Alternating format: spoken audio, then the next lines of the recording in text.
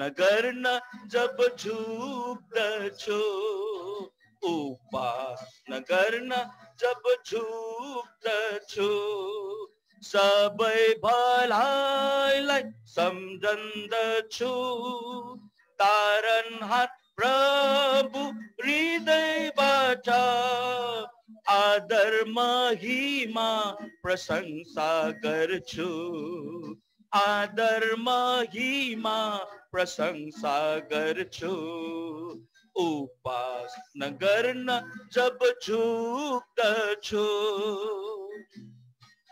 प्रभुका राज्यमा यी पाउहरू हिँड्नेछ स्वर्णीय पथमा प्रभुका राज्यमा यी पाउहरू हिँड्नेछ स्वर्णीय पथमा अथा अननहरू भरिनेछ अथा अननहरू भरिनेछ व्यतीत मेरा ये छातीमा व्यतीत मेरो ये छातीमा उपासना गर्न जब झुक्दछु उपासना गर्न जब झुक्दछु सबै भलाइलाई सम्झन्दछु तारनहार प्रभु हृदयबाट आदर महिमा प्रशंसा गर्छु आदर महिमा प्रशंसा गर्छु उपासना गर्न जब झुक्दछु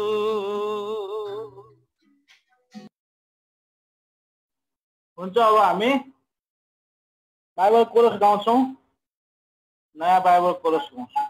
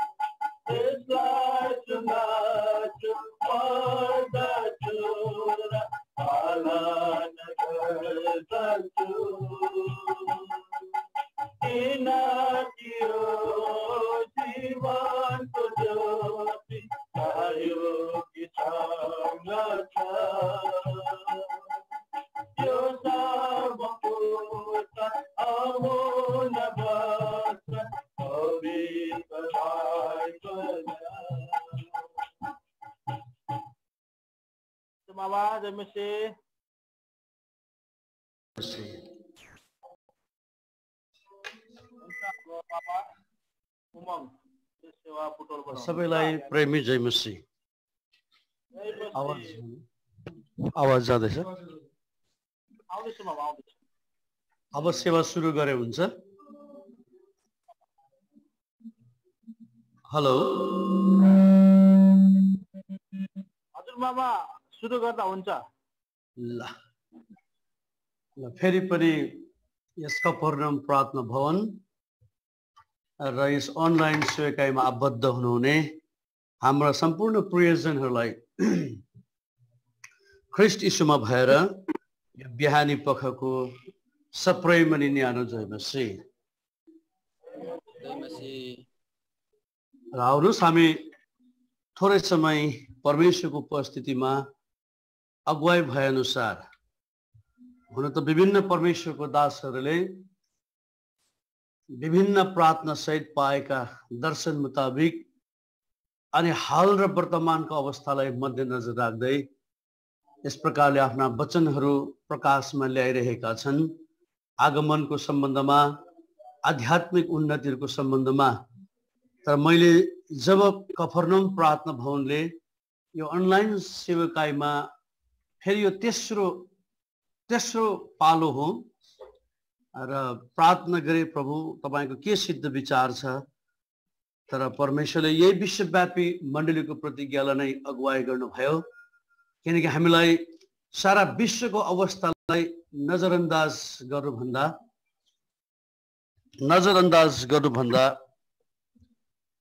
हामीलाई ग्रासरुट लेभलबाट नै, जगबाट नै यो प्रभुका वचनको सम्बन्धमा जान्नु बुझ्नु खाँचो लाग्यो। अनि आत्माले पनि यस्तै देखाउनु भयो र यसपालिको यो विश्वव्यापी मण्डलीको प्रतिज्ञालाई नै हामी आधार पद बनाइकिन थोरै समय परमेश्वरको उपस्थितिमा तकरिबन 1 घण्टा हामी समय व्यतीत गर्नेछौँ। प्रार्थनाको अपेक्षा गर्दछु, तपाईँहरूले पनि प्रार्थना गरिदिनुहोस् जतिजना यो सेवकाईमा आबद्ध हुनुहुन्छ, ताकि परमेश्वरले आफ्नो विचार सुझाव सल्लाह हामीलाई प्रदान गरेका हुन्। हामीले यो तेस्रो पल्ट हेरेका छौँ पहिला तिमोथीको किताब 2 अध्याय 4 पदलाई। यहाँ हाम्रो भाइले पढिदिनुहुन्छ अनि हामी वचन अगुवाईको निम्ति प्रार्थना गरिकन सुरु गर्नेछौँ। सबै मानिसहरूले मुक्ति पाउन् र सत्यको ज्ञानमा आउन् भन्ने इच्छा उहाँ गर्नुहुन्छ। आउनुहोस् हामी वचन अगुवाईको निम्ति परमेश्वरसँग सहायता माग्नेछौँ। हाम्रो एकमात्र विश्वासयोग्य, हाम्रो सामर्थ्य कृपामय परमेश्वर, हामी तपाईँलाई बडो धन्यवाद दिन्छौँ यस समयको लागि। यो बिहानी पख 9:15 देखि कफरनहुम प्रार्थना भवनको सहकार्यमा सुरुवात गरेका यो अनलाइन सेवकाई, जो आजको वर्तमान अवस्था प्रतिकूल भएको खण्डमा यहाँले जुन प्रकारले सेवा प्रदान गरेको छ, यहाँलाई पनि प्रभुमा भइकन धन्यवाद।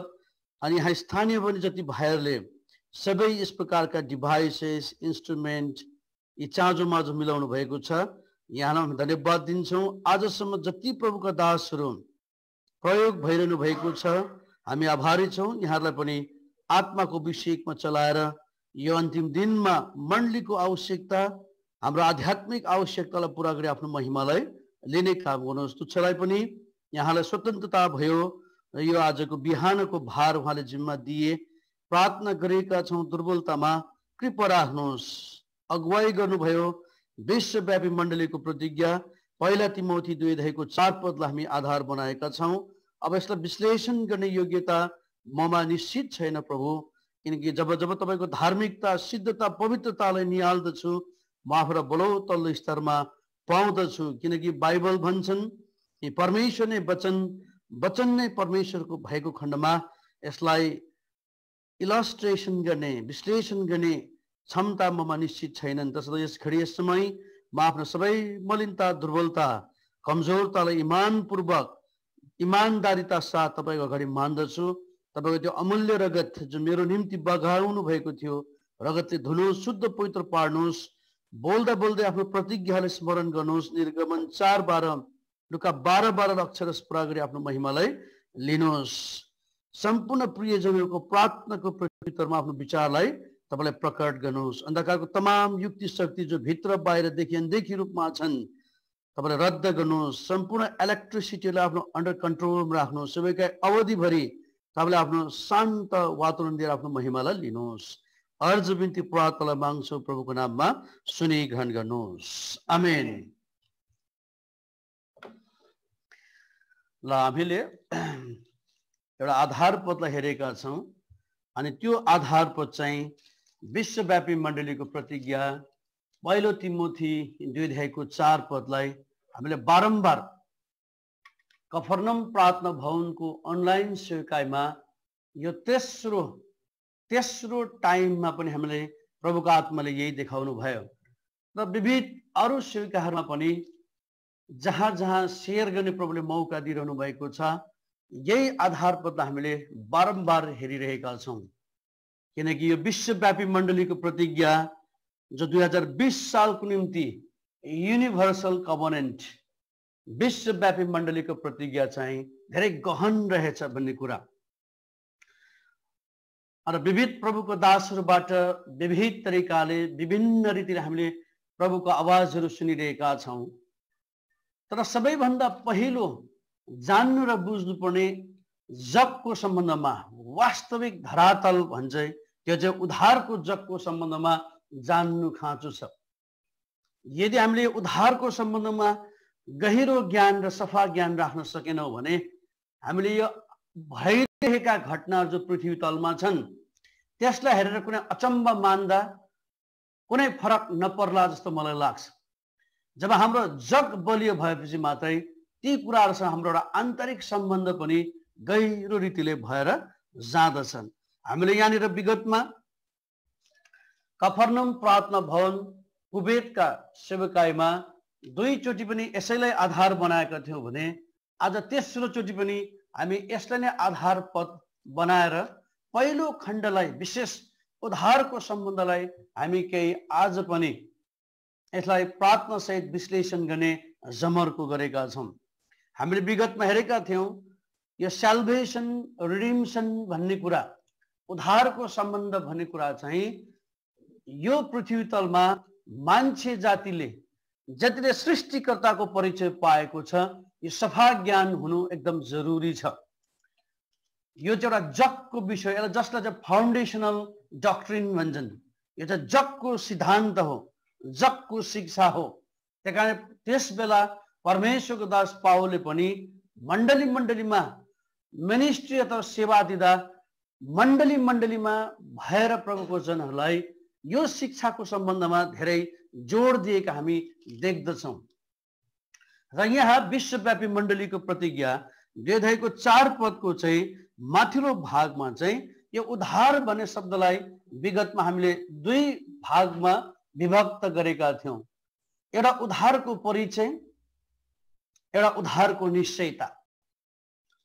यता परमेश्वर के चाहनुहुन्छ भने परमेश्वर अथवा प्रभुको पहिचान पाए पश्चात हरेक परमेश्वरका जन चाहिँ केवल परिचयमा मात्र सीमित होइनन् तर उनीहरू उद्धारको निश्चयतामा एकदम उनीहरू ढालिएको त्यो ढाँचामा मोडिएको प्रभु के गर्न चाहनुहुन्छ देख्न चाहन्छ। जस्तो कि साधारण भाषामा हामीले उदाहरण दिनु पर्दा जब संसारमा बालक छोराछोरीको जन्म हुन्छ, छोराछोरीको जन्म भएपछि हरेक बाबुआमाको चाहना हुन्छ त्यो छोराछोरी चाहिँ कस्तो होस्, हेल्दी बडी होस्, स्वस्थ शरीर होस्। अनि उनीहरूले सानैदेखि नानीहरूलाई पौष्टिक आहारहरू भन्छन्, एकदम न्युट्रिसियस फुडहरू, मिठा मिठा कुराहरू, भिटामिन युक्त कुराहरू खुलाउँदछ ताकि त्यो आफूले जन्माएको नानी चाहिँ कस्तो होस्, बादमा गएर भविष्यमा चाहिँ एउटा हेल्दी बडी, एउटा त स्वस्थ शरीरको नानी अथवा छोराछोरी बनोस् हरेक बाबुआमाको चाहना। त्यहाँ परमेश्वरको चाहना पनि यसपालिको विश्वव्यापी मण्डलीको प्रतिज्ञा अनुसार उद्धारको पहिचान पाए पश्चात विश्वासीहरू केवल परिचयमा मात्र सीमित होइनन् अरे तर उनीहरू चाहिँ उद्धारको निश्चयतामा परिवर्तन भएको हेर्न चाहन्छन्। त्यही कारण परमेश्वरको दास पावलले इफिसीका मण्डलीका विश्वासीहरूलाई पत्री लेख्दाखेरि के सल्लाह दिन्छ भने जान्न सकते प्रभुको प्रेमलाई। हामीले उद्धारको पहिचान पाएपछि, उद्धारको परिचय पाए पश्चात उद्धारको निश्चयतामा परिवर्तन हुनुको निम्ति, रूपान्तर हुनुको निम्ति ख्रीष्ट यीशुको प्रेम, उहाँको बलिदान, उहाँको अनन्तकालीय योजना जो म अनि हामीमाथि उहाँले राख्नु भएको छ त्यो कुरा जान्न सक। इफिसीको किताब 3:17 देखि लिएर 19 पदमा जान्न सक भनिकन परमेश्वरको दास पावलले, प्रेरित पावलले जोड दिएको छ। पढ्दिनुहोस् त। र विश्वासद्वारा ख्रीष्ट यीशु तिमीहरूको हृदय भित्र वास गरून् र प्रेममा जरा गाडिएको जग बसालेको प्रेममा जरा गाडिएको हुँदै र त्यो ख्रीष्ट यीशुको जगमा बसालिँदै तिमीहरूले चौडाई तिमीहरूले प्रभु यीशु ख्रीष्टको प्रेमको चौडाई, लम्बाई प्रभु यीशु ख्रीष्टको प्रेमको लम्बाई, गहिराई प्रभु यीशु ख्रीष्टको प्रेमको गहिराई र उचाइ के रहेछ र ख्रीष्ट यीशुको प्रेमको उचाइ के रहेछ सो कुरा सबै पवित्र जनहरूसित सबै पवित्र जनहरूसित थाहा पाउन सक। र ज्ञानले जानेर हेर्नुहोस् त, ज्ञानले जानेर नसकिने ख्रीष्टको प्रेमलाई ख्रीष्ट यीशुको प्रेमलाई जान्न सक कि तिमीहरू परमेश्वरको सारा परिपूर्णताले भरपूर हौ। तिमीहरू ख्रीष्ट यीशुको सारा परिपूर्णताले भरिपूर्ण हो। यसकारणले ख्रीष्ट यीशुको प्रेमको सम्बन्धमा परिचय पाए पश्चात त्यो उद्धारको निश्चयतामा रूपान्तर हुनुको लागि ख्रीष्ट यीशुको प्रेमको सम्बन्धमा चाहिँ पहिला जान्नु खाँचो रहेछन्। बुझ्नु भएन? त्यही कारणले प्रभु यीशुको पनि मनको चाहना, परमेश्वरको हृदयको चाहना, जसरी संसारमा बाबुआमाले छोराछोरी जन्माए पश्चात एउटा स्वस्थ मानिस, स्वस्थ छोरा, स्वस्थ छोरी, हेल्दी बडी भएको छोरा, हेल्दी बडी भएको छोरी बनाउनको लागि कसरी भिटामिन युक्त पौष्टिक आहारहरू खुलाएर एउटा एकदम सक्षम शरीर बनाउने चेष्टा गर्छ भने परमेश्वर पनि तपाईं अनि ममा त्यही कुरा हेर्न चाहनुहुन्छ। अनि हाम्रो पौष्टिक आहारहरू चाहिँ, हाम्रा भिटामिन युक्त कुराहरू चाहिँ परमेश्वरको वचन हो, परमेश्वरको संगति हो, प्रभुसँगको एउटा लिप्त भएका टाँसिएको जीवनलाई के गर्दछ, देखाउँदछ। कारण प्रभु यीशु मसीह पनि जब यो संसारमा हुनुहुन्थ्यो, उहाँले आफ्नो चेलाहरूलाई केवल प्रभु यीशु मसीहलाई रब्बीको रूपमा मात्रै हेरेको उहाँ चाहनुहुन्न थियो, तर प्रभु यीशु मसीहलाई एउटा उद्धारकर्ताको रूपमा मात्रै हेरेको चाहनुहुन्न थियो। प्रभु यीशु मसीह के चाहनुहुन्थ्यो भने त्यो चेलाहरूलाई त्यो बाहेक पनि एउटा रहस्यमय कुराहरू बताउन चाहनुहुन्थ्यो। यो चाहिँ आउने वाला राज्यको के थियो, योजना थियो। यसकारण प्रभु यीशु मसीह जब यो संसारमा हुनुहुन्थ्यो, उहाँले आफ्नो चेलाहरूलाई डाँडामा लानुभयो। अब यो सबै चाहिँ हामी विश्लेषण गर्दैनौँ, यसलाई चाहिँ हामी खरखर्ती मात्रै पढेर जान्छौँ। मत्ती रचित सुसमाचार 17 अध्यायमा आइदिनुहोस्। मत्ती रचित सुसमाचार 17 अध्यायको 1 देखि 8 पदसम्म यसलाई खरखर्ती मात्रै पढेर सुन्छौँ। तपाईँले पनि नोट गरिराख्नुहोस् अनि तपाईँले घरमा समय पाए अनुसार यसलाई रिपिट गर्नुहोस्। परमेश्वरले किन चेलाहरूलाई डाँडामा लानुभयो अनि परमेश्वरले, प्रभु यीशु मसीहले के बताउन चाहनुभयो, त्यसको भेद तपाईँले सुन्न पनि थाहा हुनुहुन्छ, पढ्दै पढ्दै पनि थाहा हुनुहुन्छ। पढिदिनुहोस् खरखर्ती। अनि 6 दिनपछि येशूले पत्रस, याकुब र उनका भाइ यूहन्नालाई लिएर उनीहरूलाई एउटा अग्लो पहाडमाथि एकान्तमा लैजानुभयो र उनीहरूका सामु उहाँको रूप परिवर्तन भयो अनि उहाँको चेहरा सूर्य झैं चम्क्यो र उहाँका वस्त्रहरू ज्योति जस्तै सेता भए। अनि हेर, त्यहाँ उनीहरूका मोसा र एलिया उहाँसँग बात गरिरहेको देखा परे। तब पत्रसले जवाब दिएर येशूलाई भने, प्रभु, हामीलाई यहाँ रहन असल छ। तपाईँ चाहनुहुन्छ भने हामी यहाँ 3वटा डेरा बनाऊ, तपाईँका निम्ति एउटा, मोसाका निम्ति एउटा र एलियाका निम्ति एउटा। तिनी बोल्दा बोल्दा हेर, एउटा चम्किलो बादलले उनीहरूलाई ढाकिदियो। अनि हेर, बादलबाट यसो भने एउटा आवाज आयो, यिनी मेरा प्रिय पुत्र हुन्, जससँग म अत्यन्त प्रसन्न छु, यिनको कुरा सुन। अनि जब चेलाहरूले यो सुने, तब उनीहरू भुइँमा घुप्टो परेर साह्रै डराए। अनि येशूले आएर उनीहरूलाई छुनुभयो र भन्नुभयो, उठ र नडराऊ। अनि जब उनीहरूले आफ्ना आँखा माथि उठाए, तब उनीहरूले येशूलाई बाहेक अरू कसैलाई देखेनन्। कस्तो मिठो यो 17 अध्याय मत्ती रचित सुसमाचार 1 देखि 8 सम्म जब प्रभु यीशु मसीह संसारमा हुनुहुन्थ्यो, उहाँ पनि तपाईँ म जस्तै दुःख सुख भोगी शरीरमा हुनुहुन्थ्यो। उहाँ पनि यो संसारको मौसम, यो वायु वातावरणसँग उहाँ भिजिएका मानिस थिए। उहाँले पनि यो सामना गरेका मानिस थिए। तर फरक यति थियो, उहाँ परमेश्वरको पुत्र भए तापनि एउटा सिद्ध मानिस भएर के गर्नु भएको थियो, जिउनु भएको थियो। एउटा पवित्रताको नक्सा, धार्मिकताको नक्सा अनि सिद्धताको नक्सामा उहाँ जिउनु भएको थियो। र उहाँले त्यस बखत चेलालाई डाँडोमा लानुभयो। अब यो डाँडोले के देखाउँछ, अग्लो डाँडोले त्यो पहाडलाई के देखाउँछ भने आत्मिक उचाइमा लानु चाहनुभयो। यसकारणले प्रभु यीशु मसीह अनि पवित्र आत्माको चाहना, परमेश्वरको चाहना चाहिँ के छ भने हरेक परमेश्वरका जनहरूले उद्धारको परिचय पाए पश्चात, उद्धारको निश्चयतामा जब ऊ चुर्लुममा डुब्दै जान्छन्, यो डाँडोले एउटा आत्मिक उचाइमा बढेको डाँडोमा चढे पश्चात सबै कुरा छर्लङ्ग देखिन्छन्। यहाँ हाम्रो बुटवल शहरमा पनि माथि एउटा डाँडो छ जसलाई बसन्तपुर भन्छन्। अनि यो लकडाउनको समयमा हाम्रा धेरै विश्वासी जनहरू पनि डाँडोमा गए। कति रमाइलो गर्नु गए, कति घुम्न गए, कति व्यायाम गर्नु गए, कतिजना त निङ्ग्रो खोज्नु गए, कतिजना त च्याउ खोज्नु गए, जे होस्।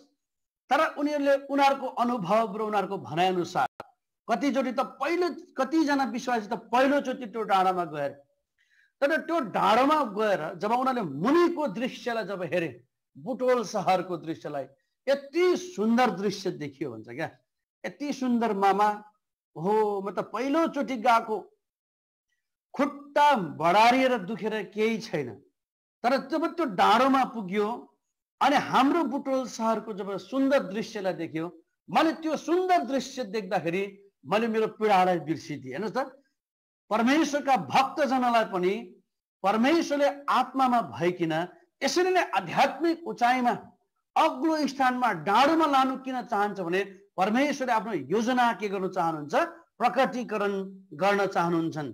ती चेलाहरूलाई प्रभु यीशु मसीहले डाँडोमा लानुको अर्थ चाहिँ यही थियो। यो संसारका भौतिक कुराहरू व्यर्थै हुन्, यी संसारका टली जाने कुराहरू व्यर्थै हुन्। जब आप जति उचाइमा जान्छौ उति हामीले सुन्दरताको, मनोरम सुन्दरताको हामीले महसुस मात्रै गर्दैनौँ, तर हामीले यो थाहा गर्छौँ कि आज म यति उचाइमा चाहिँ बढ्दै रहेछु भन्ने कुरा थाहा हुँदछन्। कारण डाँडोमा लानुभयो, डाँडोमा मात्रै लानु भएनन्, एउटा प्रभुले त्यहाँनिर रहस्यलाई प्रकट गर्नुभयो। अनि त्यो रहस्य चाहिँ थियो प्रभु यीशु मसीह रूपान्तर हुनुभयो। र इङ्ग्लिस बाइबलमा भनेको छ ट्रान्सफिगरेसन भनेको छ। ट्रान्सफिगरेसन भनेको चाहिँ रूप परिवर्तन। त्यहाँ बताएको छ हाम्रो प्रभु यीशु मसीहले लगाउनु भएको त्यो वस्त्र एकदम चम्किलो वस्त्र थियो भन्छ क्या।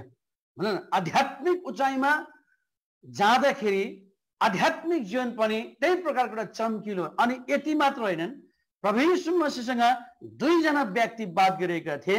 एउटा व्यक्तिको नाम चाहिँ छ त्यहाँनिर एलिया, अनि अर्को चाहिँ छ मोसा प्रभुको दास।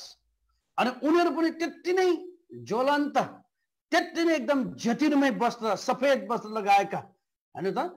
अनि ती चेलाहरूले प्रभु यीशु मसीह, मोसा र एलिया एक आपसमा बात गरेका थिए, हेर्नै सकेन भन्छन्। त्यो ज्योति यति भयङ्कर ज्योतिर्मय त्यो ज्योति त्यहाँबाट प्रकाश निस्किरहेका थिए। अब त्यो चेलाहरूले त्यति मात्रै दर्शन नदेखे, दृश्यलाई देखे, उनीहरू घुर्लुप्पै पल्टी गए। घुर्लुप्पै पल्टी गएपछि त एकछिनमा एकदम उनीहरू घोप्टो पर्यो। अनि प्रभु यीशु मसीहले आएर छुनुभयो, उठ। अनि जब उनीहरूले आँखा उठाएर हेरे, त्यति बेला त्यहाँ मोसा र एलिया थिएनन्, केवल प्रभु यीशु मसीह मात्र त्यहाँनिर एउटा भौतिक शरीरमा देखा परे। अब यहाँनिर चाहिँ यो कुराले चाहिँ, यो रूपान्तरले चाहिँ प्रभु यीशु मसीहले चेलाहरूलाई के सन्देश दिन चाहेको थियो भने, आज जसरी यस भौतिक संसारमा तिमीहरूको बिचमा बसेर मैले भौतिक शरीरमा सेवा गर्दैछु, तर तिमीहरूले पनि यस्ता खालका जीवन बितायो भने तिमीहरू पनि त्यो आउने वाला राज्यमा मसँगै यसरी बसेर जसरी मोसा र एलिया बात गरेका थिए, तिमीहरू पनि बात गर्न सक्छौ। कस्तो मिठो भेद हेर्नु त।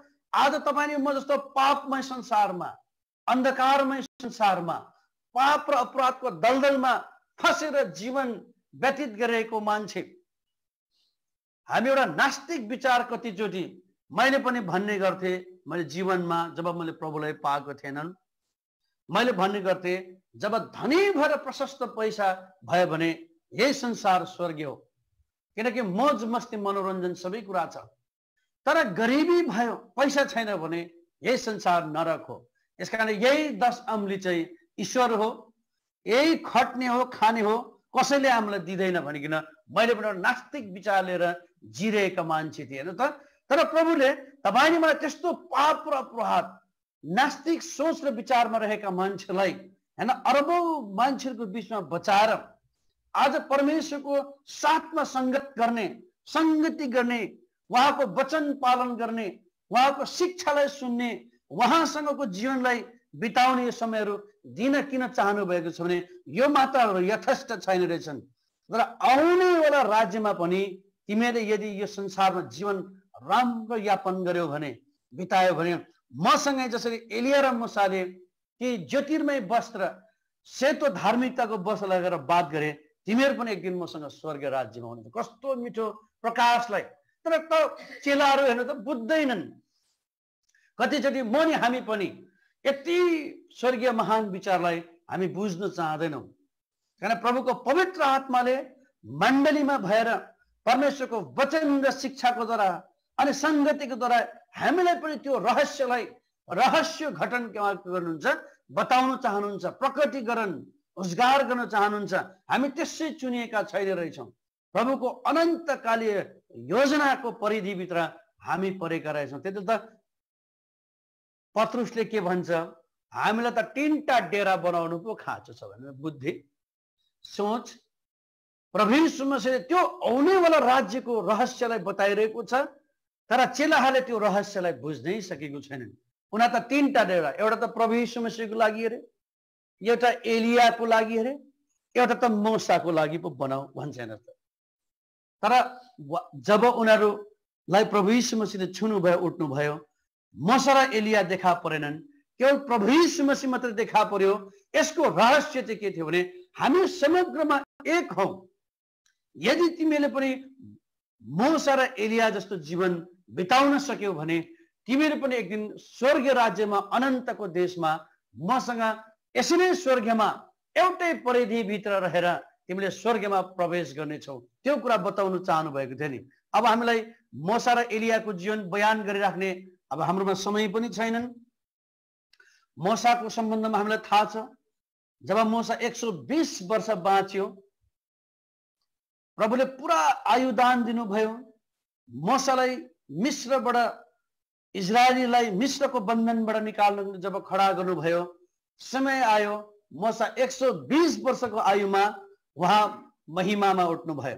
तर आजसम्म बताइएको छ मूसाको लास परमेश्वरले आफ्नै हातले गाडेको थियो भन्छ, दफन गरे।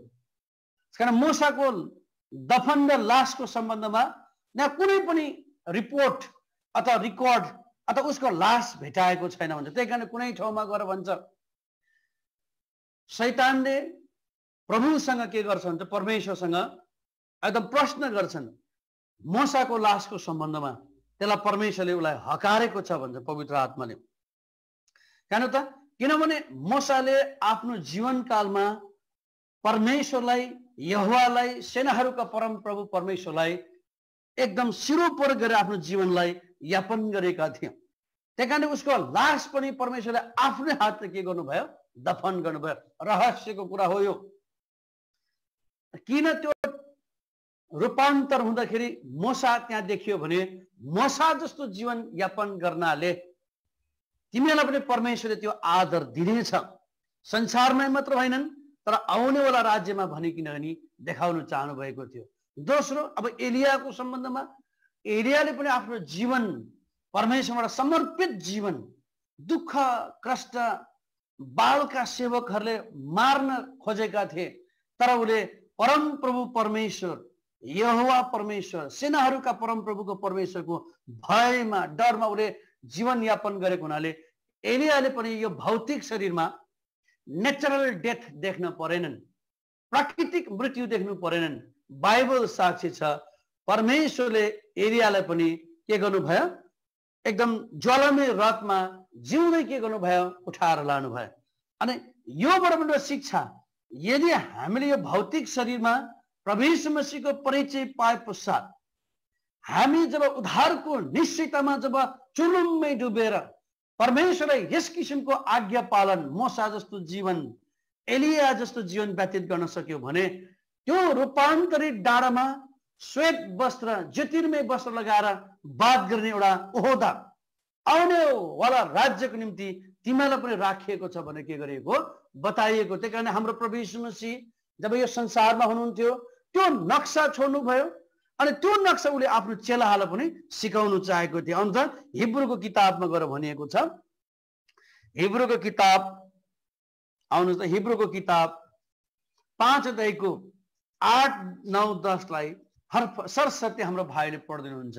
हिब्रूको किताब 5 अध्याय 8, 9, 10। उहाँ पुत्र हुनुहुन्थ्यो र पनि आफूले दुःख भोगेका कुराहरूबाट उहाँले आज्ञा पालन गर्न सिक्नुभयो। हैन त ख्रीष्ट एउटा आज्ञा पालनको नक्सा बनिदिनु भयो, सिक्नु भयो अनि सिद्ध बनिकन उहाँ आफ्नो आज्ञा पालन गर्ने सबैका निम्ति अनन्त मुक्तिका कर्ता बन्नुभयो। अनन्त मुक्तिको कर्ता बन्नुभयो। परमेश्वरबाट मल्कीसदेकको रीति मुताबिक महापुजारी भन्ने नाम पाउनुभयो। महापुजारी भन्ने नाम पाउनुभयो। हेर्नुहोस् त कस्तो मिठो दर्जा। प्रभु यीशु मसीह मानव शरीरमै थियो हैन, पुरा स्वर्गदूतको शरीरमा आउनु भएको होइन। तपाईं नि म जस्तै हड्डी र छालाले बनेका। उहाँ पनि यो संसारको मौसमसँग वातावरणसँग उहाँ भिज्नु भएका थिए। किन उहाँ मानव शरीरमा आउनु जरुरत थियो? परमेश्वरको पुत्रलाई भने उले त माथिबाट नै चमत्कार देखाउन सक्नुहुन्थ्यो नि, तर अन्धकारको शक्तिलाई शैतानलाई बोल्न प्रश्न गर्न नदिने बाटोको निम्ति स्वयं यही मानिसको शरीरमा आउनु भयो। त्यसकारण मैले धेरै साल अगाडि एउटा प्रभुको दासबाट वचन सुनेका थिएँ, यदि हामीले कमिलाको भाषा बुझ्ने हो भने कमिलाई भएर जन्मिनुपर्छ। यदि कुनै पशु पन्छीको भाषा बुझ्नुपर्छ भने त्यो पशु पन्छीकै जन्म लिएर जन्मेको हुनुपर्छ अरे, अनि मात्रै त्यसको भाषा हामी एक दुसरामा बुझ्छौँ अरे। त्यही कारणले गर्दा परमेश्वर स्वयं पनि मानव रूप लिएर जन्मिनुको अर्थ, किन मानवसँग चाहिँ मानिस जातिसँग चाहिँ परमेश्वरको एउटा आन्तरिक सम्बन्ध थियो। सृष्टिको सुरुमा नै परमेश्वरले भूमिको माटो लिनु भएको थियो, एउटा आकार दिनुभयो, अनि त्यो आकारलाई चाहिँ चल्दो फिर्दो बनाउनुको लागि परमेश्वरले नाकबाट जीवनको सास फुकिदिनु भएको थियो नि त। आज तपाईँ म चल्दैछौँ, फिर्दैछौँ, हिँड्दैछौँ, जो सास फेर्दैछौँ, जसलाई हाम्रो नेपालीमा हंस पनि भन्छ कि हंस। यो हंस त्यही कारणले उहिले उहिले हामी प्रभु नपाउँदाखेरि नतर्साइदै बसिरहेको मान्छेलाई हंस उड्छ भन्छ, त्यहाँ तर्साएर हंसै खायो भन्छ। यो हंस चाहिँ वास्तवमा के रहेछ? परमेश्वरको अंश रहेछ के भन्नु त। यो हाम्रो होइन रहेछ। परमेश्वरले नाकको पालमा जीवनको सास फुकिदिए पश्चात अब यो हंस परमेश्वरको अंश हो, एक दिन उहाँ कहाँ फर्केर जानु पर्ने रहेछन्। बुझ्नुभयो नि त? परमेश्वर र मान्छेको एउटा हेर्नु त आन्तरिक रिलेसन, एउटा भित्री सम्बन्ध कस्तो रहेछ। परमेश्वरले दिनुभएको परमेश्वरले एक दिन लानुहुन्छन्। त्यही कारण परमेश्वर मान्छेसँग एकदम लगाव राख्नुहुन्छन्। अब हामी धेरै रेफरेन्सेसहरू हेर्दैनौँ। अब हामी 25-30 मिनट मात्रै भए खण्डमा विश्लेषणको समयलाई हेर्दा बाइबलमा धेरै स्वर्गदूतहरूले पनि प्रश्न गर्छन्, किन परमेश्वर किन? हामी त तपाईँको साथमा त हजारौं लाखौं करोडौं वर्षदेखि प्रशंसा प्रशंसा प्रशंसा आमिन आमिन आमिन आमिन भन्दै बस्छौं, तर तपाईले हामीलाई भन्दाखेरि बढी प्रेम बढी चासो यो मान्छेलाई किन? जो मान्छेले हेर्नु त संसारमा बार बार भूल गर्छन्, बार बार चुक्छन्, पाप र अपराधमा फस्छन्, यिनीहरूलाई नै तपाईँ प्रेम देखाइराख्नुहुन्छ। भएन, के पनि भयो अरे? तपाईँ त मानव रूप लिएर संसारमा यो मान्छे जातिको प्रायश्चितको निम्ति, बलिदानको निम्ति, बलिदान हुनुको निम्ति, यिनीहरूको पापको क्षमा र कटाइनको निम्ति तपाईले मानिस रूप लिएर हेर्नु त त्यो क्रुसको पीडासम्म सहनु भयो। किन? स्वर्गदूतहरूले पनि डाहा गर्छन् क्या। हेर्नु त हामीलाई परमेश्वरले कति ठुलो प्रेम राख्न चाहनु भएको रहेछ, राख्दो रहेछन्। त्यही कारणले गर्दा हामी त परिचयमा मात्र सीमित होइनन्, उद्धारको निश्चयतामा अब हाम्रो प्रमोसन हुनु पर्यो। जस्तो हामी स्कुल कलेज क्याम्पस पढ्छौं, यसपालि पनि क्लास 10 मा एसएलसी फेल भयो, फेरि दोस्रो वर्ष क्लास 10 मा, फेरि फेल भयो, तेस्रो वर्ष पनि क्लास 10 मा, फेरि फेल भयो, चौथो वर्ष पनि क्लास 10 मा। एउटै क्लासमा बारम्बार फेल हुँदाखेरि एउटा निराशापन त निश्चित आउँछन्। हुन त कति त निराश पनि नहुँदो रहेछ। एउटा हाम्रो मान नाम त नलिने हाम्रो एउटा स्टाफ थियो उहिले क्या, साथी नै भनौँ न, 10 वर्ष एसएलसी मा फेल भयो, तर 10 वर्ष बाद त उ त पास भएर क्या। ए उसलाई त पुरा फुलमाला लगाएर पिउनदेखि लिएर लोअर लेभलको टिचरमा प्रमोसन भएर बाबा गदगद। जब मान्छे लगातार सङ्घर्ष गर्दा सफलता हुँदो रहेछ त्यति खुसी। प्रभु पनि परमेश्वर पनि पवित्र आत्मामा भइकन हाम्रो नैराश्यको जीवन होइनन्, बारम्बार यत्न गर्ने जीवन। अनि प्रभु यही खोजिरहनु भएको छ अन्तिम दिनमा। उद्धारको परिचयमा मात्र कुम्लेको उहाँ हेर्न चाहनुहुन्न। अन्धकारको शक्ति चाहिँ तपाईले मलाई यो उद्धारको परिचय पायो, ढुक्क बसेको हेर्न चाहन्छ अन्धकारको शक्तिले चाहिँ। अन्त बोल्दाखेरि एउटा सम्झना आउँछ क्या। जब म जवान थिएँ, म 19-20 वर्षका, भर्खर प्रभुलाई पाएका, अन्त एउटा प्रभुको दासले उदाहरण दिएको यो चाहिँ ग्यान्टोक सिक्किम बेरेकका प्रार्थना भवनमा। आज त्यो प्रभुको दास हाम्रो बीचमा हुनुहुन्न, महिमामा उठिसके। उहाँले दिनुभएको एउटा उदाहरण मलाई सम्झना आयो के। शैतानको चाहना, अन्धकारको शक्तिको चाहना चाहिँ के अरे, ख्रिस्ट यीशुलाई पायो उसले भन्छ अरे राम्रै भयो, उद्धार मुक्ति पायो राम्रै भयो। तर त्यहाँबाट बेसी चाहिँ प्रमोसन भएको चाहिँ अन्धकारको शक्ति चाहन्न अरे के। हामीलाई त जहिले पनि परिचयमा मात्र सीमित बसेको अन्धकारको शक्तिले हेर्न चाहन्छ अरे के। एउटा उदाहरण दिनुभएको थियो, आज भन्दाखेरि तकरिबन 37, 38, 39 वर्ष अगाडि सुनेका उदाहरण म तपाईलाई पेश गर्दैछु। त्यो प्रभुको दासले भनेका, तपाईले मलाई कुनै परेवाको बच्चाको मासु खानु मन लाग्यो भने केही गर्नु पर्दैन अरे। जब परिवारले अन्डा पार्छ अरे, अनि त्यसले 3-4 वटा अन्डा पारेपछि ओथ्रामा बस्छ अरे, तर ध्यान चाहिँ दिइराख्नु पर्छ अरे। अनि त्यसले केही दिन बाद त्यो अन्डाबाट परिवारले आफ्नो चल्ला काट्छ अरे। अनि त्यो चल्ला काटेर जसै हप्ता दिन जस्तो भएको हुन्छ अरे। अनि हामीलाई चाहिँ जो परिवारको बच्चाको मासु खानु मन लाग्छ, हामीले त्यो कुरा चाहिँ एकदम नियाली राख्नुपर्छ अरे। हप्ता दिन जस्तो भयो चल्ला निस्केको भनेपछि कटोरामा खाने तेल, सरसोका तेल लिनुपर्छ अरे क्या। अनि बेसार भन्छन्, यता हल्दी भन्छन्, हर्दी पनि भन्छन्, हल्दी पनि भन्छन्। हर्दी र खाने तेलको पुरा लेप बनाउनु पर्छ क्या, एकदम लेप बनाउनुपर्छ। अब त्यो परिवारले कतिवटा चल्ला काटेको छ, 3टा 2टा, त्यहाँ गएर के गर्नुपर्छ अरे, केही गर्नुपर्छ। आमाहरू चाहिँ बिचरा त्यो माउहरू चाहिँ अब मेरो बच्चाहरू भकाउँछ भनेर टाढो टाढो गएर चारो खोज्दै ल्याएर खुवाउँछ। आमा बाउले दुःख गर्छ त्यो छोराछोरीलाई पौष्टिक आहार खुवाउनको लागि। जब आमा बाउ गुडमा आउँछ त्यो परिवारको चल्लाले गर्छन्, हामीले प्राय देखेका छौँ। जब माउ आउँछ आँखा खोलेको हुँदैन, गन्धले पनि थाहा पाउँछ कि मेरो बाउ आमा आयो। मान्छेको बच्चा पनि जब जन्मिन्छन् आँखा नखुल्दाखेरि आमाको चाहिँ सेन्टले चिन्छ अरे, यो मेरो आमा हो, मलाई खाना दिन्छ भनेर गर्छ। हामी पनि प्रभुको परिचय, उद्धारको परिचय पाए पश्चात उद्धारको निश्चयतामा बढ्नको लागि त्यो परमेश्वर मसीहको बलिदान पूर्णको सेन्ट गन्धलाई चाहिँ हामीले चिन्नु पर्छ अरे, थाहा पाउनु पर्छ अरे। मेरा प्रभुले मेरा निम्ति के योजना गर्नु हुँदैछ, के कुरा राखिएको रहेछ, मलाई किन चुन्नु भएको रहेछ। जब यो बलिदान पूर्ण प्रेमको अर्थलाई चिनेपछि मात्रै परिचयबाट चाहिँ हामी उद्धारको निश्चयतामा रूपान्तर हुने हो। यदि हामी रूपान्तर हुन सकेन भने चाहिँ ती डाँडामा गएको चेलाहरू जस्तो हामीलाई त 3टा डेरा बनाउनु खाँचो छ। एउटा प्रभु यीशु मसीह तपाईलाई, एउटा एलियालाई, एउटा मोसालाई पो भनिबस्छौँ हामी पनि, होइनन्। सब एक हुन्, यो रहस्यलाई उहाँ उजागर गर्न चाहनुहुन्छन्।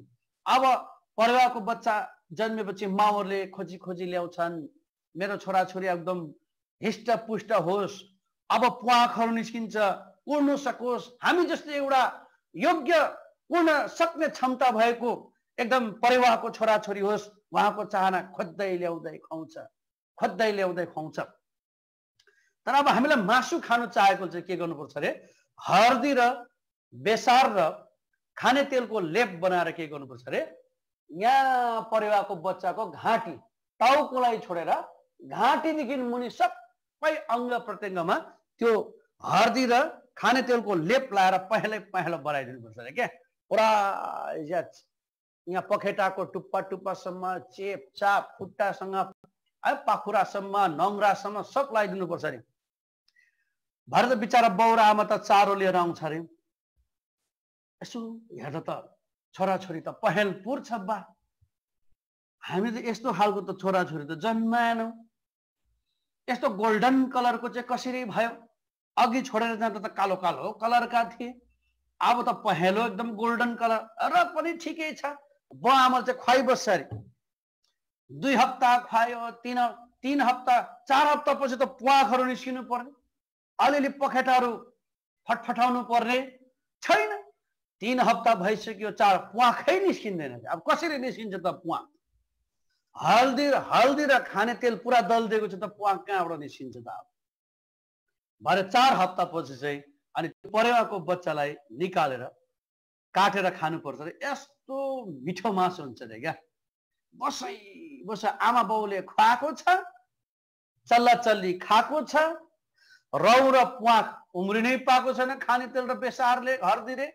अनि त्यो खानेवाला मान्छेले यति स्वादिष्ट प्रकारले खान्छ अरे क्या। यो उदाहरण त्यो प्रभुको दासले दिनुभएको थियो। अनि अन्धकारको शक्ति, शैतानको पनि चाहना ठिकै छ, प्रभु यीशु मसीहले पायो, उद्धारको परिचय पायो, ठिकै छ, सेवा जाँदैछ, ठिकै छ।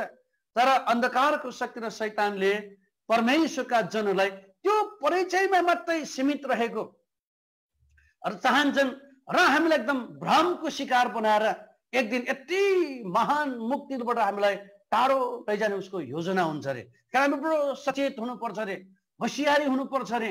हामी जहिले पनि परिचयमा मात्र बस्ने, सीमित रहने हामी उद्धार मुक्ति पाएका होइनन् अरे। तर हामी त उद्धारको निश्चयमा एकदम परिवर्तन भएको, रूपान्तर भएको, यत्न गरेको। अन्धकारको शक्तिले त्यो हर्दी र तेल लाउनुको अर्थ चाहिँ विश्वासीलाई जब दुःख आउँछ, बिचारा तँलाई फल्नाले त्यस्तो भनेछ भन्छ एकदम क्या। अन्धकारको शक्ति शैतान त्यसरी आउँछ अरे। हर्दी र खाने तेल लगाएपछि अलिकति कसैले गाली, बिचारा तँ त कति राम्रो सेवा गर्छु भनेको, तेरा सानो गल्ती पनि बढाएर यस्तो गल्ती गरेछ, गाली गरेछ हैन। अनि कोही कतै कसैले फेरि उसको बारेमा नराम्रो व्याख्यान गरिदियो, अनि अन्धकारको शक्ति आएर भन्छन् ग्रहण गर्दा, बप्तिस्मा लिँदा त अब म प्रभु यीशु मसीहलाई 1 छोड्दिन, 2 छोड्दिन, 3 छोड्दिन, घरबाट पनि निकाल्यो भने निकालोस्, म प्रभुलाई छोड्दिन भनेको होइन। खै त तैँले आफन्त सम्झेको विश्वासीले तेरो बारेमा यति तितो निन्दा गरेछन्, तर गर्दै नगरे तापनि तँलाई यस्तो नराम्रो व्यवहार गरेछन्, बिचारा भनेर हर्दी र तेल लगाइदिन्छ अरे। फेरि बुझ्नुभयो नि त? यदि परिचयमा मात्र बस्यो भने चाहिँ सुख सुख सुख सुख सुख सुख सुख सुख सुख गर्दै आँसु झार्दै मैले त यस्तो भनेको, मलाई यस्तो गरेछ, अनि भरे शैतानले एक दिन अन्धकारको शक्तिले फ्राई गरेर खाइदिन्छ। तर परमेश्वरको चाहना चाहिँ त्यो किसिमको अवस्था र सीमितमा बसेको होइनन्, त्यहाँबाट निस्किएको चाहनुहुन्छन्। त्यही कारणले गर्दाखेरि परमेश्वरले आफ्नो सेवक, आफ्नो दास यूहन्नालाई एउटा योजना गर्नुभयो, त्यो कष्टमा लानुभयो। उम्लिँदै गरेको तेलमा जाँदा उसको मृत्यु भएन। अनि पत्मोस टापुमा जब फालियो, पत्मोस टापुमा फालिनु पनि, पुग्नु पनि एउटा परमेश्वरको ठुलो योजना त्यहाँनिर लुकिएको रहेछन्। किनकि यूहन्नालाई परमेश्वरले त्यो रहस्यलाई प्रकट गरिकन बाइबल पनि एउटा क्लोज गर्नु थियो। 66 नम्बरको पुस्तक लेखेर बाइबल पनि एउटा पूर्ण बाइबल जो आज हाम्रो हातमा आउनु पर्ने थियो, यो चाहिँ यूहन्नालाई प्रभुले प्रयोग गरिकन गर्नुभयो। अनि यूहन्नालाई जब त्यो पत्मोस टापुमा परमेश्वरले जब दर्शन दिनुभयो, दर्शन देख्दाखेरि यूहन्नालाई परमेश्वरले 7 वटा मण्डलीलाई चिठी लेख्न लाउनु भयो। 7 मण्डलीको अर्थ चाहिँ आज वर्तमान विश्वव्यापी मण्डलीका 7 चरित्र भएका मण्डलीलाई देखाउँदछ। बुझ्नुभयो नि त? आज तपाईले मलाई किन यो विश्वव्यापी मण्डलीको प्रतिज्ञा उद्धारको सम्बन्धमा आएको छ भने हामीले बाहिरी कुराहरूमा अचम्म मान्नु छैनन्। हो, आज विश्व त्रसित छन्। भयङ्कर आज चाइना भन्ने देशले तेस्रो विश्वयुद्धको हाँकिरहेको छ, घोषणा गर्दैछन्। बोर्डरमा युद्ध भइरहेका छन्। हिजो प्रभुको दासबाट सुनिरहेका थियौं, अफ्रिका भन्ने देशले के भनेको थियो भने हामी क्रिस्चियन मुक्त राष्ट्र बनाउँछौँ भनेर घोषणा गरे। सल्लाह आए, तिनीहरूको त देशै तहस नहस बनाइदिए। पाकिस्तानमा पनि त्यो सल्लाह र तहस नहस बनाइदिए। भारतको विभिन्न आन्ध्र प्रदेश, गुजराततिर, राजस्थानतिर आएर तहस नहस बनाइदिए। अहिले हाम्रो यही इन्डियाको बोर्डरसम्म आइपुगेको छ, नेपालको बोर्डरसम्म भनिन्छ। त्यो धेरै ग्रुप छ अरे। अनि एउटा ग्रुपमा चाहिँ, त्यो सल्लाहको एउटा ग्रुपमा चाहिँ 4 देखि लिएर 8 लाखको जमात हुन्छ नि। त्यस्तो त 10 ग्रुप सल्लाह आउँदैछ। अब त्यही माथि कस्तो भयङ्कर यो बिरामी संसारको विज्ञानले, वैज्ञानिकले के अब यो अहमता देखाउँछन् र एउटा कोरोनाको बिमारी त जाति पार्न सकेनन्, औषधि बनाउन सकेनन्। अनि मलाई सम्झना आउँछन् हाम्रा अग्रज अभिषेक दासहरूको। एउटा प्रभुको दासले भन्थ्यो, संसारको वैज्ञानिक र विज्ञानले के कुरामा घमण्ड गर्छ? मलाई हिजो अस्ति जस्तो लाग्छ, सायद मेरो यहाँ समकक्षी साथीहरू, मेरा सहयात्रीहरूलाई पनि थाहा छ।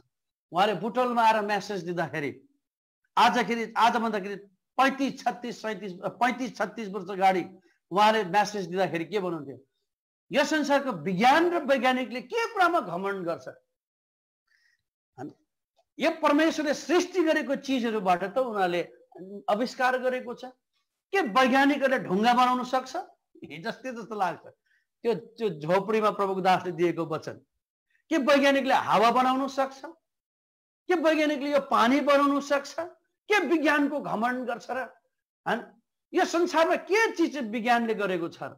त्यो बनेकै परमेश्वरले बनाएको चिजहरूबाट नै बटुल बाटुल गरेर उनीहरूले आविष्कार गरेको त हो। त्यहाँदेखि त्यो प्रभुको दासले भनेको जस्तो लाग्छ। त्यो प्रभुको दासको नाम थियो, प्रभुको दास हाम्रा आदरणीय बडा दाजु दानियल राय हुनुहुन्थ्यो। अनि उहाँले के भन्नुहुन्थ्यो, तरै पनि म विज्ञानलाई मान्छु तब यदि वैज्ञानिकले जब रुखको हरियो पात पहेँलो भएर भुइँमा झर्छ, त्यो पहेँलो भएको पत्तालाई फेरि हरियो बनाएर त्यो जस्तो छ त्यस्तै एज इट इज बनाउन सक्छ भने म वैज्ञानिकलाई मान्छु, बाइबलको परमेश्वरलाई मान्दिनँ। कसलाई सक्छन्? अनि संसारको कुन कुराले परमेश्वरलाई चाहिँ सामना गर्न सक्छ? त्यहाँदेखि बाइबल भन्छ, तिमीले मलाई कोसँग तुलना गर्छौ र? तिमीले परिचय पायो, राम्रो हो। अन्धकारको शक्तिको चाहना परिचयमा मात्र सीमित, तर म तिमीलाई चाहिँ आउनेवाला राज्यको रहस्य अनन्तकालीन कुराहरू बताउन चाहन्छु। त्यही कारण आउनु त यशायामा गएर भन्छ नि, whom you liken unto me, तिमीले मलाई कोसँग तुलना गर्छौ भन्नु त। यशायाको किताबमा सायद यो बताएको छ कि तिमीले मलाई कोसँग तुलना गर्छौ त। हजुर ठ्याक्कै आँखै त्यही पुगे। 46 अध्यायमा आउनुहोस् त। यशायाको किताब 46 अध्यायको 5 पदलाई कसैले पढ्दिनुहोस् त। कस्तो मिठो, तिमीहरूले मलाई कोसँग तुलना गर्छौ र भन्छ। तिमीहरू कोसँग तुलना गर्छौ? कोसँग तुलना गर्छौ? कसको बराबर तुलाउँछौ? कसको बराबर मलाई तुलाउँछौ? र हामी एकै किसिमका ठहरिनलाई मलाई कोसित तुलना गर्छौ? कोसित तिमीले मलाई तुलना गर्छौ? परमेश्वरले एउटा यहाँनिर एउटा च्यालेन्ज गर्नु भएको छ मान्छे जातिलाई। पृथ्वी तलमा हे मानिस हो, तिमीले मलाई कोसँग तुलना गर्छौ? कसको बराबर मलाई गर्छौ? कसको मलाई एकदम सामना गराउँछौ? हेर्नु त, यसकारण त्यो प्रभुको दासले भन्नुभएका ती शब्दहरू आज हाम्रो वर्तमानमा कानमा गुन्जिरहेको छ। हो, संसारमा विज्ञानले गरेका छन्, वैज्ञानिकहरूले गरेका छन् भौतिक आविष्कारहरू, तर हामीले गहिराईमा सोच्यौँ भने ती आविष्कारहरू परमेश्वरले नै सृष्टि गरेका चिजहरूबाट बटुल बाटुल गरेर बनाएका त हुन्। हुनु पनि उनीहरूले पानी बनाउन सक्दैन। मानिलिनुहोस्, यो मुहानहरू, खोला नाला, समुद्र सुक्यो भने के वैज्ञानिकले पानी बनाएर हामीलाई दिन सक्छ? के यो जमिनबाट अन्न परमेश्वरले उमारिदिनु भएन, उगाइदिनु भएन भने हामीलाई भोक प्यास मेटाउन सक्छन्? हावा चाहिँ एकछिनको लागि बन्द भयो भने के यो संसारको विज्ञान र वैज्ञानिकले हावाहरू सृष्टि गरेर हामीलाई पास गर्न सक्छन्? मुस्किल छ प्रिय हो, मुस्किल भन्दै होइनन्, नामुमकिन पनि छ क्या, असम्भव बुझ्नु न। यो उनीहरूको विवेक र सामर्थ्यमा निहित भएका कुराहरू होइनन्, यो आधारित भएका कुराहरू हुनन्। कस्तो गजबको कुरा छन्। यहाँ परमेश्वरले बारम्बार आज यो लकडाउन जस्तो स्थितिमा परमेश्वरका जनहरू भोक प्यास नहोस्, उनीहरू एकदम संगतिविहीन नहोस्, उनीहरू परमेश्वरको वचनको तृष्णामा नतर्पियोस् भने, किनभने परमेश्वरले आफ्नो जनहरूलाई पनि यो ज्ञान बुद्धि दिनुभयो। टेक्नोलोजी जस विज्ञानको आविष्कार भए तापनि परमेश्वरको महिमाको निम्ति उनीहरूले प्रयोग गरिदिए हैन त। आज एक ठाउँदेखि अर्को ठाउँ हामीले यसरी सेयरिङ गरिकन आदान प्रदान, अरूले दिन्छन् हामी सुन्छौँ, हामीले दिन्छौँ उनीहरू सुन्छौँ, अनि परमेश्वरको महानता हो। साँच्चै नै प्रभु कति महान हुनुहुन्छ। अनि परमेश्वरले यो कुराको भेद हामीलाई के गर्नु चाहनुहुन्छ? बताउनु। त्यसको लागि हामीले हेरिरहेका थियौँ परमेश्वरले यूहन्नालाई त्यो कष्टमा लगेर पत्मोसमा लानु पनि एउटा योजना थियो। परमेश्वरले यूहन्नालाई एउटा दर्शन दिनुभयो अनि त्यो दर्शनमा उले मण्डलीका चारित्रिक गुणलाई सफा देखाइदिनु भयो। हो, परिचय पायो मण्डलीहरूले, विश्वासीहरूले, तर त्यो केही न केही कमी, केही न केही खामी, केही न केही घटी कमी यिनीहरूमा छ। त्यो तिमीले यो पत्र मार्फत, यो यूहन्नाको दर्शन मार्फत तिमी लेखिदिऊ ती मण्डलीहरूलाई, ताकि वर्तमान मात्र होइनन् तर आउनेवाला समयमा पनि जब जब उनीहरूले बाइबल पढ्छन् आफ्नो कमजोरताहरू देख्न सकुन्, परिचयमा मात्र सीमित नबसोस्, उनीहरू एकदम उद्धारको निश्चयतामा सङ्घर्ष कति महान परमेश्वर बनिकन चिनोस् भनिकन यो पत्र के गरिदिए, छोडिदिए। अनि कस्तो प्रकारले अघि हेर्यौँ, उहाँ स्वयं एउटा आज्ञाकारिताको नक्सा, उहाँ एउटा प्रभुको अधीनमा रहने एउटा नमुना छोडेर एउटा मल्कीसदेकको दर्जा पाउनु भयो भने त्यो दर्जा तपाईले मलाई पनि आउनेवाला राज्यमा दिनु चाहनु भएको छ भनिकन जसले उद्धारको निश्चयतामा आफ्नो जीवनलाई रूपान्तर गर्छन्, परिवर्तन गर्दै लान्छन्। अनि जब प्रभुले, तब परमेश्वरले त्यो प्रकाश के गर्नुहुन्छ, दिनुहुन्छ। प्रकाशित वाक्य 3 अध्यायमा 7 मण्डलीलाई चिठी लेखेका छन्, तर हामी आज 7 मण्डली 7वां नम्बरमा एउटा मण्डलीको नाम छ, जुन मण्डलीको नाम छ लाओडेसिया। आउनु त्यहाँनिर लाओडेसिया। अनि त्यो लाओडेसियाको मण्डलीलाई के भन्छन्? 3 अध्याय प्रकाशित वाक्य 3 अध्याय 21 पदमा कसैले पढ्दछ? जसले जय पाउँछ उसलाई म मेरो सिंहासनमा मसँग बस्न दिनेछु। कस्तो मिठो योजना! उसलाई मसँग सिंहासनमा बस्न दिनेछु, जसरी मैले पनि जय पाएँ र मेरो पितासँग उहाँको सिंहासनमा बसे। हेर्नु त त्यहाँनिर जसको कान छ उसले सुनोस्। आत्माले मण्डलीहरूलाई के भन्नुहुन्छ? हेर्नु त 7वटा मण्डलीमा यो 7वां नम्बरको मण्डली हो लाओडेसिया मण्डली। हुन 7वटा मण्डलीको कमजोरताहरू परमेश्वरले पवित्र आत्मामा भइकन यूहन्नाद्वारा त्यहाँनिर उजागर गरिदिएको छ। एउटा एउटा कमजोरता जो जसो सब देखाइदिएको छ। यो लाओडेसियाको मण्डली पनि राम्रो मण्डली थिएछ। लाओडेसियाको अर्थ रहेछ बाइबलीय शब्दकोशमा यिनीहरू चाहिँ एकदम राम्रा मानिसहरू, न्याय प्रेमी मान्छेहरू। कति राम्रो नाम लाओडेसिया भने, न्याय प्रेमी मान्छेहरू। मण्डलीमा एकदम प्रभुको शिक्षालाई त मान्ने, सिरोपर गर्ने, तर उनीहरू त केमा मात्रै सीमित रहेछ अरे। त्यहाँनिर त्यसको लाओडेसियाको कमी चाहिँ के छ अरे?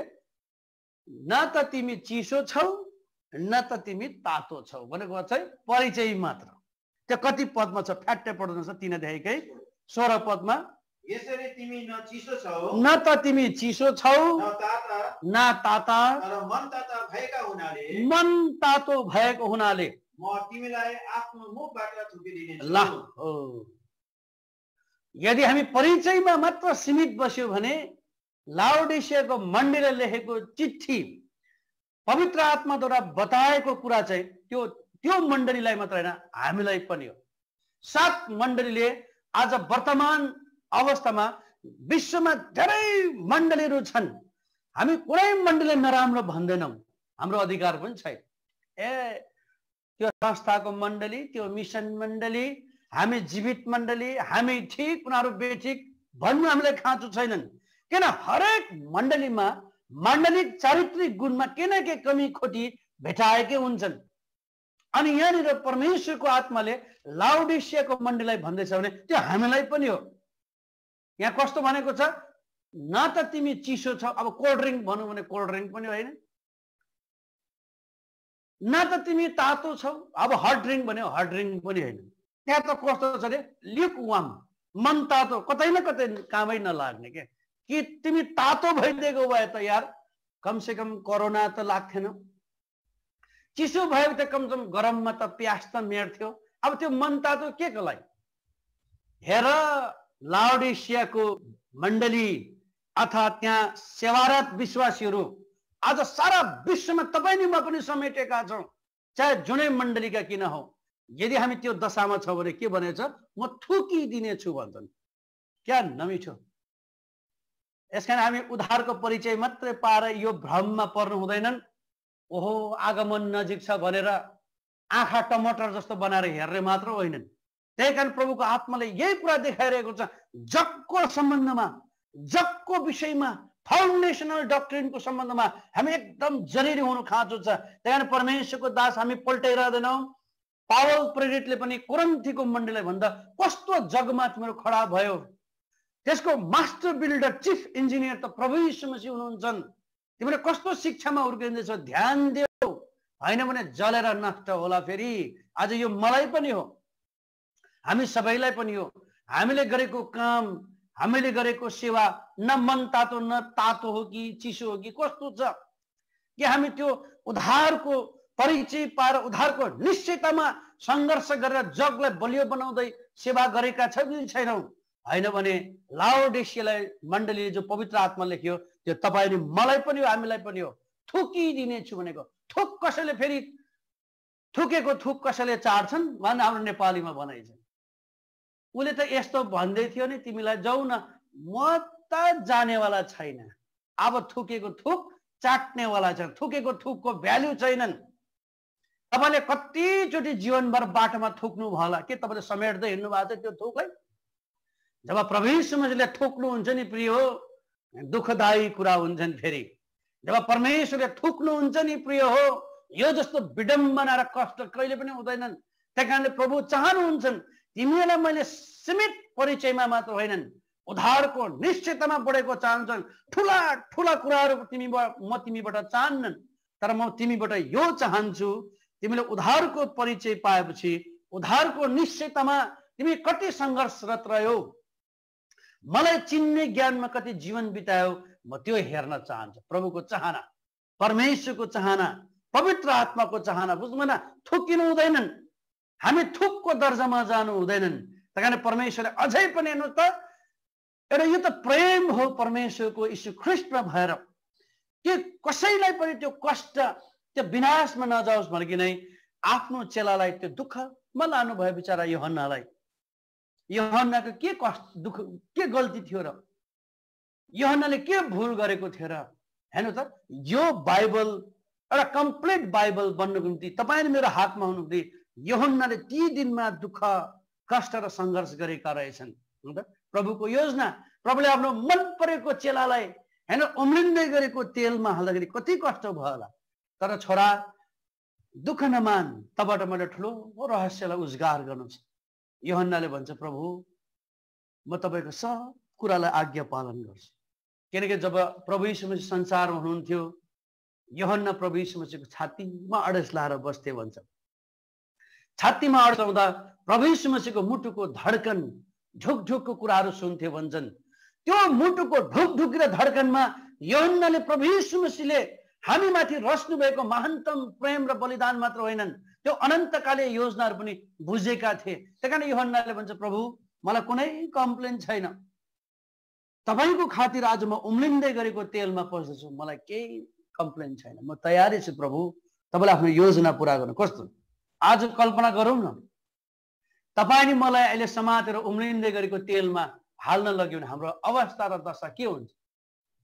के हामी भन्न सक्छौँ, हे परमेश्वर, हे प्रभु, तपाईले मेरो खातिर कति कष्टमा जानुभयो, पिलातसको महलदेखि लिएर कल्भरी क्रुसको पीडा, त्यो घायल अवस्था, त्यो दर्दनाक पीडालाई तपाईले सहेर 6 घण्टाको पीडालाई तपाईले सहनुभयो अनि मेरो निम्ति एउटा अनन्त योजना रच्नु भएको छ। प्रभु, म जान तयारी छु। गाह्रो छ नि प्रिय हो, यो गम्भीर विषयहरू छ यहाँनिर लुकेको छ। तर यूहन्ना हेर्नुहोस् त, तपाईँ र म चाहिँ दुःख सुख भोगी मान्छे, उम्लिँदै गरेको तेलमा पस्न पनि प्रभुको प्रेमको खातिर हो। यो चाहिँ हो उद्धारको निश्चयता। अनि तब मात्र प्रभुले पछाडिबाट सत्यताको ज्ञानको कुराहरू बताउनुहुन्छ के यो त हामीले छुएकै छैनौँ। अहिले त हामीले उद्धारको परिचय अब आज सक्दैछौँ र उद्धारको निश्चयतामा प्रवेश गरेपछि के हुन्छ भन्ने कुरालाई मात्रै हेरिरहेका छौँ। बुझ्नुभयो नि त? यूहन्नालाई हाल्यो तेलमा, निकाल्यो, सारा शरीर जल्यो, सारा शरीर उसको फुट्यो, नमर्दाखेरि उसलाई पत्मस भन्ने टापुमा फालिदियो। कस्तो पीडा थियो उसलाई पिउनु मन लाग्थ्यो होला पानी। पत्मस टापुको पानी पिउँदाखेरि उसले आफ्नो चेहरा हेर्थ्यो होला पानीमा, पुरा चर्केको छालाहरू फुटेको, कति पीडा हुन्थ्यो होला त्यो पानी पिउँदाखेरि पोलेर। त्यो त दिदी बहिनीलाई महसुस हुन्छ, किचनमा काम गर्दा तेल उछिटेर पोलेको हुन्छ, त्यसमा पानी पर्दा कस्तो टट्टाउँछन्। त्यस्तो पीडामा पनि यूहन्ना, प्रभु तपाईको विचार, परमेश्वर तपाईको विचार हैन त? तब परमेश्वरले त्यो उद्धारको चुर्लुम्ब निश्चयतामा गएका चेलालाई, 7 मण्डलीलाई अनि प्रकाशित वाक्यको दर्शन, आगमनको विषयमा, पहिलो आगमन, दोस्रो आगमनको विषयमा कति भयानक रीतिले बताइदिएको छ। कुनै चेलाले त्यस्तो किसिमको रहस्य पाउन सकेनन् जो यूहन्नाले पाउन सके, किनकि यूहन्ना चाहिँ त्यो उद्धारको निश्चयतामा चुर्लुम्म डुबेका थिए। बुझ्नु नि त? त्यही कारणले त्यो यूहन्नाबाट आज हामीलाई एउटा सन्देश पवित्र आत्माबाट, तिमीहरू न चिसो छौ न तातो छौ, बरु चिसो भइदिएको भए ठिक हुन्थ्यो, तातो भइदिएको भए ठिक हुन्थ्यो। हेर है, सम्भालिहाल, परिचयबाट उद्धारको निश्चयतामा प्रवेश गरेर प्रभुको प्रेमलाई चिन। होइन त म थुकिदिन्छु। थुक्नु भनेको त कस्तो नि, उहिले गाली गर्दा पनि अहिले म तेरो मुखमा थुकिदिन्छु, हेर्न अनि कस्तो रिस उठ्थ्यो। थुक्ता तेरो म 32 को 32 झारिदिन्छु। झगडा गर्दाखेरि मुखमा थुक्छु भन्दा त्यस्तो हुँदैन नि, रिसको झोकमा क्या। तर प्रभुले थुक्नु भयो भने कसैको त्यहाँ सामर्थ्य छैनन् त्यो थुकलाई फेरि मेटिदिने। प्रिय हो, यसकारण प्रभुले अझै पनि प्रेम दर्शाइरहनु भएको छ। हो, यो संसारमा भएका माहौलले हामीलाई झकझकाएको त छ, तर तपाईँ नि मैले व्यक्तिगत रूपमा, पारिवारिक रूपमा, मण्डलिक रूपमा हामीले पाएको उद्धारको परिचयलाई हामीले उद्धारको निश्चयतामा कसरी परिवर्तन गर्दैछौँ, रूपान्तर गर्दैछौँ, कसरी दिनोदिन हामीमा प्रभुमा बढ्दैछौँ भन्ने कुरालाई ख्याल गर्नु एकदम जरुरी छ।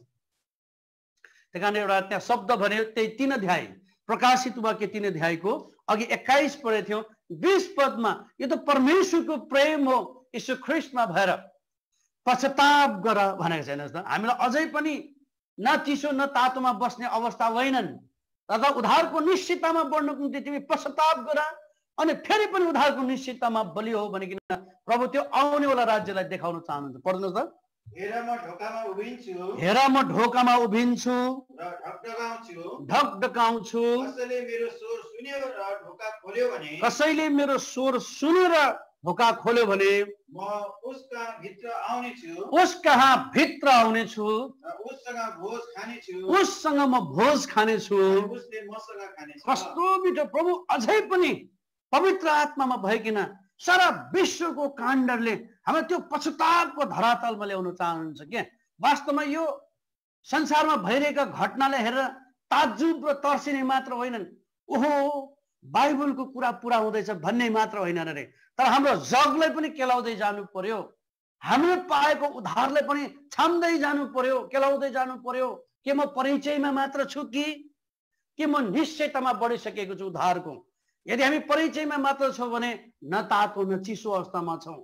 तर प्रभु हेर्नु त, तर प्रभुको कति दुःखदायी अवस्था, ढोकामा बसेर पो ढकढकाउँदैछु भन्छ। यसको मतलब परमेश्वर त ढोका बाहिर भन्छ, घर बाहिर भनौँ।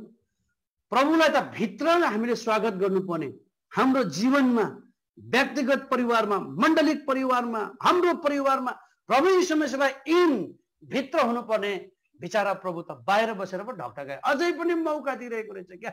कति ठुलो प्रेम ढकढकाइरहेछ। ल है ढोका खोला, म भित्र आउन चाहन्छु तिमीहरू कहाँ, तिमीहरूसँग प्रेम भोज खान चाहन्छु, तिमीहरूसँग बस्न चाहन्छु।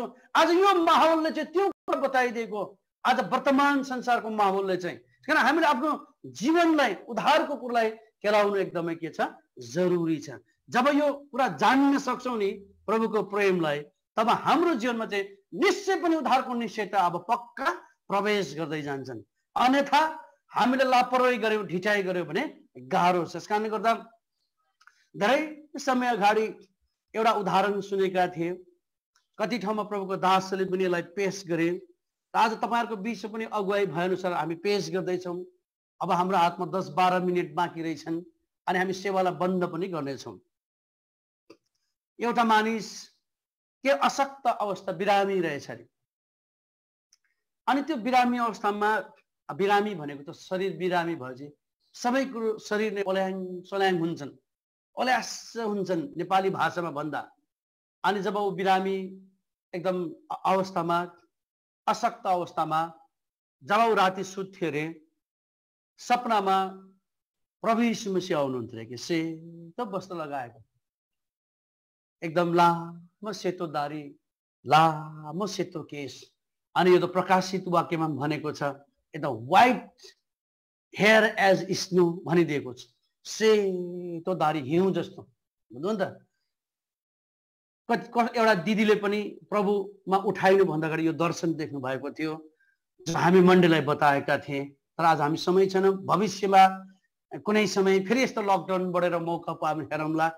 तर आज चाहिँ त्यो अशक्त बिरामी मान्छेले सपनामा सुतिरहेको बेलामा, बिरामी निराश हैन हताश अवस्थामा, उसको सपनामा सेतो वस्त्र लगाएको, सेतो केश, सेतो दारी जुङ्गा भएको प्रभु यीशु मसीह आउनुहुन्थ्यो अरे। अनि उसलाई हात समातेर हिँड छोरा मसँग भनेर घुमाउनु लान्थ्यो अरे के। अनि विभिन्न गफ गर्नुहुन्थ्यो अरे सपनामा त्यो मानिससँग। अनि जब प्रभुसँग गफ गर्दै जाँदा त्यो मान्छेले आफ्नो शारीरिक पीडालाई बिर्सिन्थ्यो अरे कि, बिमारलाई। अन्त प्रभुले भन्नुहुन्थ्यो अरे समय भयो, अब फर्किनु छोरा। फेरि फर्किँदै आउनु, फर्किँदै आउँदाखेरि त्यो माटोमा, त्यो बलुवामा चाहिँ प्रभु यीशु मसीहको 2टा पाइला अनि त्यो बिरामी मान्छेको 2टा पाइला, 4वटा पाइलाको छाप हुन्थ्यो अरे कि जहिले त्यो माटोमा 4वटा खुट्टाको छाप हुन्थ्यो। दैनिक जब जब ऊ बिमारी भयो, बिमारी अवस्थामा थियो, सधैँ प्रभु आउनुहुन्थ्यो सपनामा, गफ गर्दै लानुहुन्थ्यो अनि फेरि बिम्जिन्थ्यो। अनि गर्दा गर्दा अन्त एक दिन त केही समय बाद, केही हप्तापछि प्रभु आउनु भरे। अन्त सधैँ चाहिँ भने हिँड छोरा घुम्न जाउँ, अनि घुम्न लानु। जब फर्केर आउँदाखेरि फर्केर आयो। अनि भोलिपल्ट फेरि सपनामा जब गए, त्यो दिन त त्यो माटोमा त 2वटा पाइलाको मात्रै छाप रहेछ। अनि त्यति बेला त्यो मानिसले प्रभु यीशु मसीहलाई प्रश्न गरेछ अरे, प्रभु सधैँ त हामी 2जना हिँड्दाखेरि 4वटा खुट्टाको पाइला हुन्थ्यो, तर हिजो चाहिँ किन 2टा मात्रै खुट्टाको पाइला? कि तपाईँले मलाई बिर्सनु भयो कि तपाईँले मलाई छोडिदिनु भयो कि किन त्यहाँ 2टा मात्रै पाइला, 4वटा पाइलाको छाप हुनुपर्ने? भन्दा त्यसलाई प्रभु यीशु मसीहले त्यो अशक्त बिरामी मान्छेलाई एकदम मुसारेछ अरे क्या, मुसारेर काखमा उचालेछ भनेछ अरे, छोरा तिमी धेरै बिरामी थियौ, अशक्त थियौ, तिमी हिँड्न सकेनौ, त्यही कारण मैले तिमीलाई मेरो काँधमा बोकेर हिँडेको थिएँ। त्यहाँदेखि तिम्रो 2टा खुट्टाको छाप बसेन, केवल मेरो मात्रै खुट्टाको छाप बस्यो। अनि जब ऊ बिम्जे यति साह्रो रुएछ अरे क्या त्यो केटा, त्यो मानिस बिरामी, मलाई सपनामा पनि यति भयङ्कर प्रेम गर्ने मेरा प्रभु भौतिक शरीरमा त आजभन्दा 2020 वर्ष अगाडि आउनुभयो। 33.5 वर्षमा उहाँले कष्ट उठाउनु भयो। त्यो कल्भरी क्रुसको अधार घायल अवस्थामा पनि गएर मेरो निम्ति उद्धारको चट्टान बनिदिनु भयो, मेरो निम्ति पाप कटने निम्ति एउटा बाटो बनिदिनु भयो, रगत बगाउनु भयो भौतिक शरीरमा पनि। हेर्नु त, जब म बिरामी थिएँ, मेरो अशक्तपनमा मेरा प्रभुले सपनामा पनि यति भयङ्कर प्रेममा माथि यति ठुलो प्रेम, यति ठुलो ममाथि उसको एउटा चाहना, त्यता उसको हृदय यति साह्रो क्या तोडेर आएछ अरे प्रभु, म तपाईँको प्रेमलाई कसरी बिर्सौँ, म तपाईँको प्रेमको बखान र बयान म कसरी गरौँ, जसले मलाई भौतिक शरीरमा मात्रै मरेर रगत बगाउनु भएनन्, तर म बिरामी अवस्थामा छोरा तँ हिँड्न सकिनस्, तँ बिरामी थिइस्, यसकारण मैले तँलाई उचालेर कन्धामा बोकेर हिँडे। कस्तो ठुलो प्रेम प्रभु, मैले त बिर्सी पठाएका थिएँ। मैले त सोच्थेँ तपाईँले मलाई बिर्सिनु भयो होला, दुईटा खुट्टाको छाप मात्रै, तपाईँ एक्लै जानु भला सोचेको त, तपाईँले त मलाई कन्धामा बोकेर कति दुःख उठाउनु भएको रहेछ। त्यो बारिश यति साह्रो तोडिएछ अरे क्या। यसकारण त प्रभु चाहनुहुन्छ परिचयबाट, उद्धारको परिचयबाट जब परमेश्वरका जनले उद्धारको निश्चयतामा प्रवेश गर्दछन्, प्रभुको प्रेमलाई त्यसरी महसुस गर्छ, तब हाम्रो मुखहरूबाट ती बयानहरू निस्किन्छन्। जसरी भजनकारले भजन लेख्दा के भन्छन्, अब हामी सिद्ध्याउँछौँ 40 अध्याय, भजन सङ्ग्रह किताब 40 अध्यायको 5 पदमा भन्नु त, कसरी बयान गरौँ प्रभु तपाईँको त्यो प्रेमलाई, शब्द छैन बयान गर्ने, लेखेर त लेख्नु सक्दिनँ, भनेर भन्नु सक्दैन भन्छन्। फरफर्ती 2-3 मात्रै पढ्छौँ, पढ्नु त अब हामी सेवालाई बन्द गर्दैछौँ। भजन सङ्ग्रह 40 अध्यायको 5 पद। हे परमप्रभु मेरा परमेश्वर, ज्यू तपाईले गर्नुभएका तपाईका अचम्मका कामहरू, तपाईले गर्नुभएका ती अचम्मका कामहरू, र हाम्रा निम्ति सोच्नु भएको तपाईका विचारहरू, हाम्रा निम्ति सोच्नु भएका तपाईँका विचारहरू धेरै छन्, तिनलाई तपाईका निम्ति क्रमसँग राख्न सकिँदैनन्, क्रमसँग राख्न सकिँदैनन्। मैले तिनीहरूको विषयमा बताउन र बोल्न चाहे भने जो यी गन्ती गर्न सकिने भन्दा ज्यादा छन्। यस्ता शब्दहरू परमेश्वरका जनहरूबाट हृदयबाट प्रस्फुटनबाट तब निस्किन्छन् जब प्रभुको त्यो महानतम प्रेम अनन्तकालीन योजनालाई महसुस गर्न सक्छ।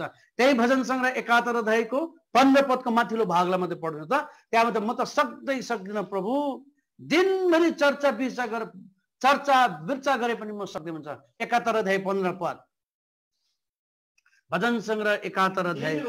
दिनभरि मेरो मुखले तपाईको धार्मिकता र तपाईको उद्धारको बयान गर्नेछु, किनकि तिनका संख्या मलाई थाहा छैन। हैन, यति राम्रो छ, बयान गरेको प्रभु, म त त्यो बयानै गर्न सक्दिनँ प्रभुको प्रेम। अनि त्यही भजन सङ्ग्रह 139 मा पनि आउनुहोस् त, भजन सङ्ग्रह 139 अब 17 पदमा पनि गएर भन्छन्, प्रभुको प्रेम यति अपरम्पार, उहाँको योजना यति अपरम्पार भन्ने कुराको जब हाम्रोमा प्रवेश गर्छ, ती कुरा भित्र पस्छ, तब हाम्रो जीवनबाट पनि प्रभुको महानतम योजना जान्न सक्नेछौँ। पढ्दैन त, अनि हे परमेश्वर तपाईका विचारहरू मेरा निम्ति, तपाईका विचारहरू मेरा निम्ति कति बहुमूल्य छन्, कति बहुमूल्य छन्, तिनको योगफल कति धेरै छ, त्यसको योगफलहरू पनि कति धेरै छन्। हेर्नु त, एउटा गजबको कुरा, महानतम विचार तब मात्रै परमेश्वरका भक्तजनले बुझ्ने रहेछन्। उद्धारको परिचयमा मात्र सीमित बस्यो भने हामी सक्दैनौँ बुझ्न, न तातो न चिसोको अवस्थामा बस्छौँ।